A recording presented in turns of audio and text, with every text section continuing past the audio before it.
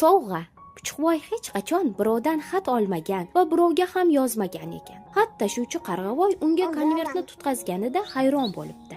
Maktubni shosha-pisha ochib qarasa, bolalikdagi do'sti Bariqvoydan ekan. Hurmatli do'stim Puchuqvoy, seni juda sog'indim. Seni uyimga mehmonga taklif qilaman deb yozilgan ekan. Puchuqvoy nima qilarini bilmay qolibdi. Axir shaharga borish tugul, qishlog'ini ham tuzukroq bilmas edi-da. Nima bo'lsa bo'ldi deb yo'lga tushibdi. Ziyofat bo'lsa bir-biridan mazali taomlar bo'lishi tayin degan o'y uni orziqtirib yuboribdi. Shaharga kelsa hamma yoq o'zgacha, u yashaydigan qishloqdan butunlay farq qilar edi. Bir amallab Bariqvoyning uyini topdi. Baroqni avvaliga tanimadi. U juda chiroyli, oq-qora rangli yungi va ikki yuzidagi kulrang yanog'i o'ziga juda yarashgan edi. Bariqvoy esa do'stini uyiga taklif qildi. Hamma yoqqa hayrat nigohini o'qlagan Puchuqning diqqatini devordagi bir buyum tortdi.